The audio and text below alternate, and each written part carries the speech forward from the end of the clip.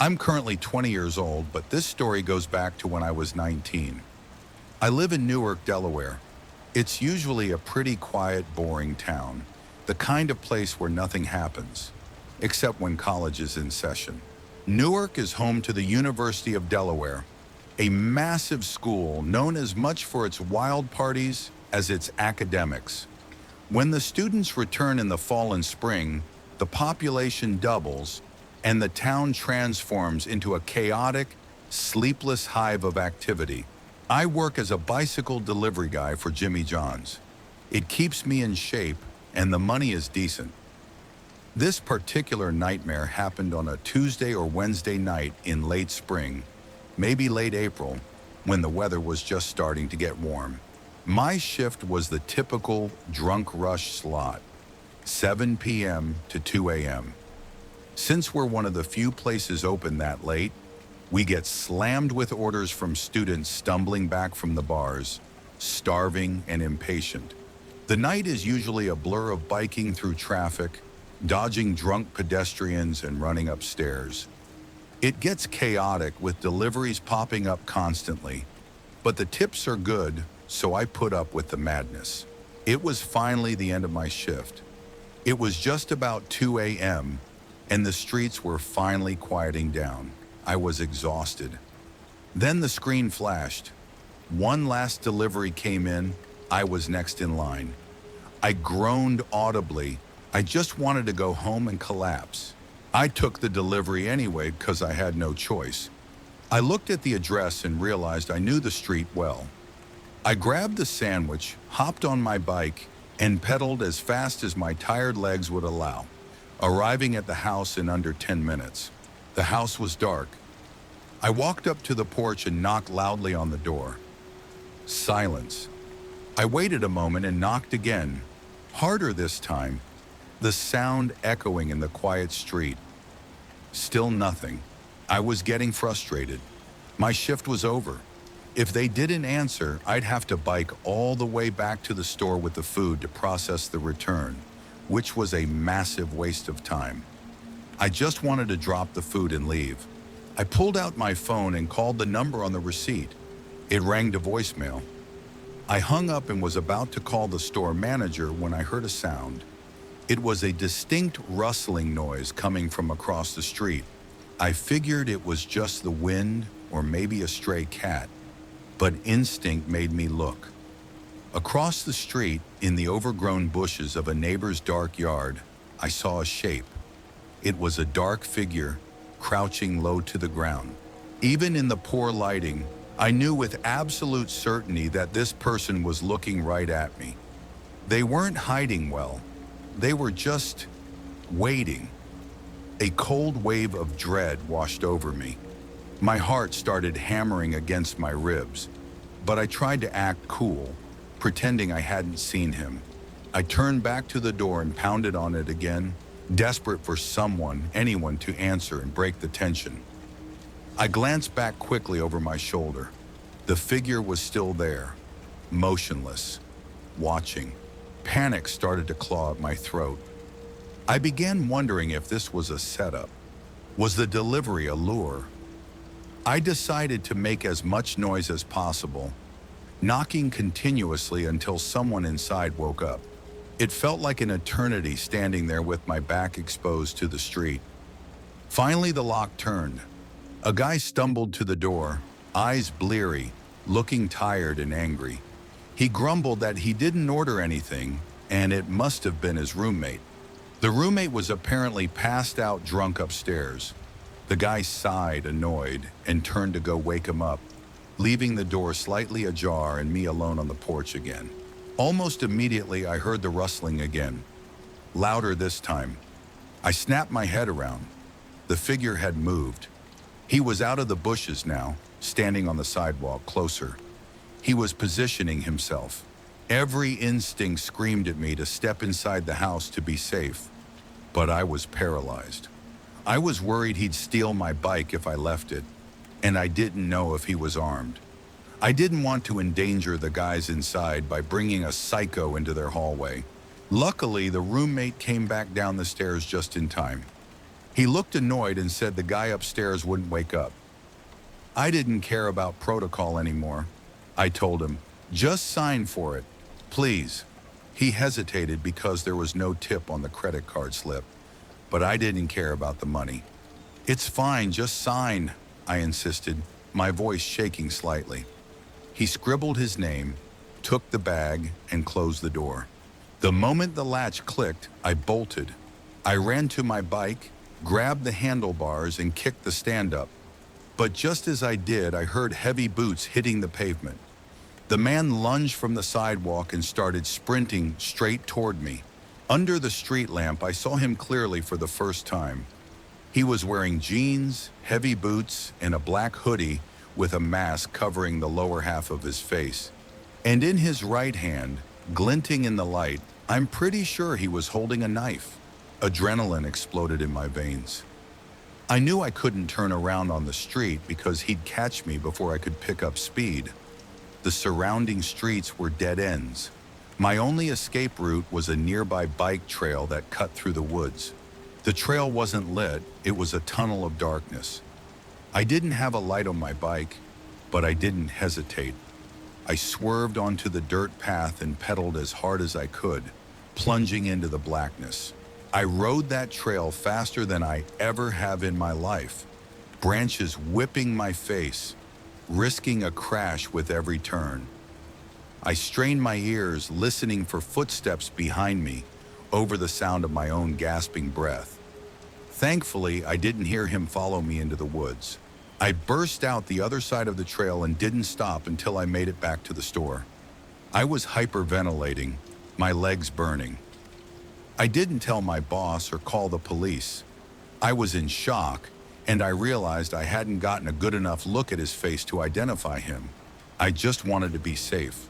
I clocked out immediately, threw my bike into the back of my car, and drove home, constantly checking my rearview mirror to see if anyone was following me.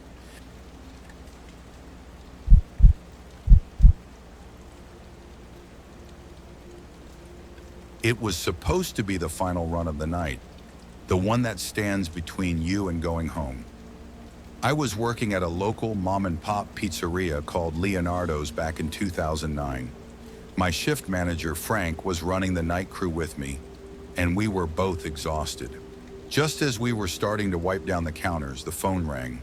An order came in for a couple of regular pizzas. Frank sighed, handed me a slip of paper with a scribbled address and a phone number, and told me I was up. You have to remember, this was 2009. I didn't have a smartphone with Google Maps in my pocket. I had a basic, beat-up flip phone that could barely send a text message, let alone navigate. I didn't even own one of those Garmin units people used to stick to their windshields. I was old school. I still had to rely on a thick, tattered map book of the county to navigate my deliveries. I looked up the street name, something like Willows Road, and traced the line with my finger. It was way out there. I can't recall the exact house number or the name on the order anymore. Honestly, I think my brain repressed it. But I vividly remember the struggle to locate the place. It felt like I was driving off the edge of the map. The house was situated in a very rural, isolated part of town.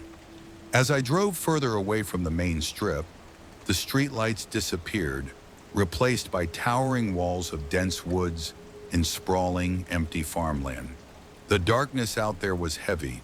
I had to pull over onto the gravel shoulder multiple times, turning on my interior dome light to squint at the map book, praying I hadn't missed a turn.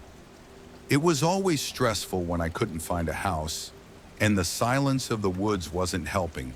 After driving down a confusing, winding road for what felt like 20 minutes, I decided to call the number Frank had given me. I flipped open my phone and dialed. It rang, and rang, and rang. It must have rung 10 times or more. There was no voicemail, just an endless ringing that echoed in my ear. I was about to hang up and head back to the store when the line suddenly clicked open. There was absolute silence on the other end. No greeting, no background noise, just dead air. I waited for a "Hello," but when none came, I spoke first. A low, impossibly soft voice then repeated, "Hello," back to me, mimicking my tone perfectly. A shiver went down my spine, but I shook it off. I told him, "This is the pizza guy. I'm having a hard time finding your place." He paused for a long time before explaining that his driveway was just a dirt trail hidden by overgrown brush. He spoke in a very slow, monotone voice, almost robotic, describing the surroundings, a specific crooked tree, a break in the fence, to help me spot the turn. Eventually, my headlights caught the gap in the woods he described. I turned my car onto a narrow dirt path that was indeed very easy to miss. The branches scraped against the sides of my car as I drove slowly and carefully for about 30 seconds. Finally, the woods opened up, and a small, dilapidated one-story house appeared in the clearing. The place looked abandoned. A faint, sickly orange glow emanated from just one of the windows, casting long shadows across the yard. I parked my car next to the only other vehicle there, a rusted-out, beat-up old pickup truck that looked like it hadn't moved in years. I grabbed the 2 pizzas from the passenger seat, the heat from the boxes offering the only comfort in the cold night air. I walked up to the front door, stepping over cracks in the concrete porch. I couldn't find a doorbell, so I knocked firmly on the wood. From inside, I could hear music playing. It was muffled and sounded ancient, like an old vinyl record. Then I heard the sound of heavy, deliberate footsteps approaching the door. They stopped right on the other side. I waited and waited. After a pause of about 10 seconds, the lock clicked and the door cracked open, but only slightly. Through the sliver of space, I could see about a quarter of someone's face. Just a single wide eye peering out at me from the darkness. The hairs on the back of my neck stood up. Nervously, I said, "Hey, you ordered the pizza, right?" The man replied, "Oh, yes, the pizza." It was the same flat, monotone voice from the phone call. There was an awkward, heavy silence. He didn't move to open the door further. Not knowing what else to say, I asked, "Do you have the cash?" He stared at me for a second longer, then said, "Yes, let me go get it," and walked away, leaving the door unlatched. As he walked away, the music became clearer. It was incredibly old, sounding like a scratchy recording from the 1930s or 40s. The crackling, distorted tune made the already eerie setting feel like a scene from a horror movie. Then slowly, the door creaked open on its own, drifting inward to reveal more of the dimly lit room. The interior looked like a time capsule from another century, and not in a good way. It looked like a place time had forgotten. The floorboards were bare and rotting. There were rusted metal sheets nailed to the floor in random spots, likely covering holes where the wood had rotted through. The furniture looked antique, worn, and covered in a layer of grime. The music was coming from a vintage record player with a large brass horn sitting in the corner. But what really hit me, harder than the visuals, was the smell. It was a thick, sweet, metallic stench. It smelled like stagnant water and decay. It smelled like death. I stood on the porch gripping the pizza boxes, waiting respectfully for the man to return with the money. When enough time had passed that it felt strange, maybe 2 full minutes, I knocked gently on the open door frame and called out, "Sir?" From another room deep in the house, the man's voice replied, "Yes, would you mind coming into the kitchen, please?" Every alarm bell in my head started ringing. My coworkers always warned against entering anyone's home, and that advice felt particularly life-saving right now. I hesitated, my feet glued to the porch, and asked, "Can you repeat that?" He said it again, with the exact same inflection. "Can you come to the kitchen, please?" I don't know why I did it. Maybe I was young and stupid, or maybe I just wanted to get paid and leave. But against my better judgment, I stepped over the threshold. The floorboards groaned under my weight, feeling weak and spongy, as if I might crash through into a basement at any moment. To my right was the dark entrance to the kitchen where the voice had come from. To my left was a narrow, peeling hallway lined with several closed doors. My eyes were drawn down that hall.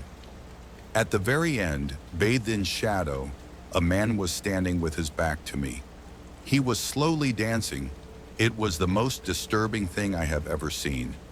He was moving his hands over his body in a weird, trance-like motion, swaying his hips to that scratching, ancient music. Under any other circumstances, I might have laughed at how ridiculous it looked, but in that house with that smell, I was genuinely terrified. I forced my eyes away from him and started toward the kitchen, clutching the pizza boxes like a shield. Before I reached the doorway, movement caught my eye. I saw someone peering around the edge of the kitchen wall. It was the man's face again, the same man who answered the door. He was hiding behind the wall, still only showing one eye, watching me intently as I walked into his trap. My stomach dropped. My only thought was, what is going on, and am I going to die here? My voice trembled as I asked again, "Do you have the cash?" The man didn't answer. Instead, he started to giggle. It wasn't a happy laugh. It was a soft, deep, unsettling sound that bubbled up from his throat. Then the atmosphere shattered. Suddenly, he yelled the name Randall in a booming, commanding voice that was completely different from his earlier whisper. It echoed off the bare walls. That was it. That was my limit. Survival instinct took over completely. I spun around on my heels and walked straight back to the front door, walking fast but trying not to run. As I glanced down the hallway one last time, the dancing man had stopped. He was just standing there perfectly still, facing the wall, but his head was turned, staring directly at me. I walked out, slammed the door shut behind me, and sprinted to my car. I didn't even care about the delivery anymore. For some reason, I still had the pizzas in my hands. I threw them into the passenger seat, jumped in, and locked the doors. As I threw the car into reverse to turn around, I looked back at the house. The front door was wide open again. The orange light spilled out onto the dirt. My heart raced at the thought that someone might be running through the dark towards my car, but I slammed on the gas and managed to drive away, kicking up dirt and gravel. When I finally got back to the pizzeria shaking like a leaf, I told Frank and the others what happened. They laughed it off, thinking I was exaggerating. I can see how it might sound funny as a story now, but in that moment, the terror was absolute. I don't think they ever intended to buy pizza. I think I walked into something much darker. I've had nightmares about that man's face peeking around the wall for years. After that night, I never ever stepped foot inside a customer's house again.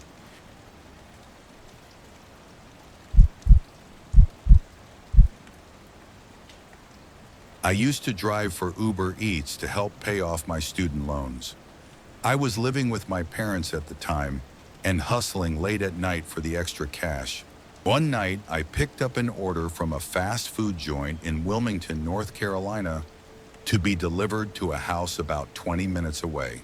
I liked the late night shifts because there was less traffic and better pay. I was heading away from the city toward a more rural area with farms and forests. The roads out there were pitch black and empty. I turned off the main highway onto a side road marked with a dead-end sign. The GPS led me to the very last house on the street. Every house on the block was dark, including the one I was delivering to. I had to keep my high beams on just to see where I was going. I used my phone's flashlight to navigate the overgrown grass path to the front porch. It felt wrong immediately. There wasn't a single light on. I pressed the doorbell, but it didn't ring, so I knocked. The instructions said contact delivery, meaning I had to hand the food to the customer. I messaged him saying I had arrived. He read it and replied, "Give me a second." I waited in the dark, staring at the windows, expecting a light to flick on. Nothing happened. I started thinking this might be the wrong house. I asked him to confirm the address. After a long pause, he messaged back, "I see you. You're at the right house." That creeped me out because there were no other cars around. I asked him what kind of car he saw. He replied, "I see your light." That confirmed I was at the right spot, but it didn't make me feel any safer. I backed away from the door slightly, but it never opened.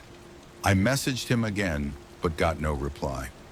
I started to suspect it was a prank. Then a male voice called out from the darkness around the side of the house, "Over here!"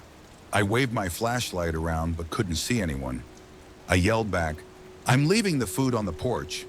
Terrified that I was about to be ambushed, I walked briskly back to my car, trying not to run and look like prey. When I reached my car, I heard a distinct hissing sound. I looked down and saw that both tires on the driver's side had been slashed. I assumed the other side was flat too. I jumped in the car and locked the doors immediately. The dashboard lit up with tire pressure warnings. Panic set in. I debated calling the police or trying to run to a neighbor's house. I decided to make a run for it. I turned off my headlights and was about to open the door when I saw a figure standing right outside my window. I screamed and realized there were at least 4 people surrounding my car, one at every window. They were all wearing masks. One of them yelled at me to get out. I didn't know if they had guns, and I knew I couldn't drive away on 4 flat tires. I yelled, "Are you just trying to rob me?" One guy said, "Give us everything you have and we'll let you go." I agreed and unlocked the door. The second I did, they ripped the door open and dragged me out onto the grass. 3 of them started beating and kicking me while the others raided my car. They took my smartwatch, my shoes, my wallet, my phone, and my keys. Then they ran off into the darkness, leaving me lying there.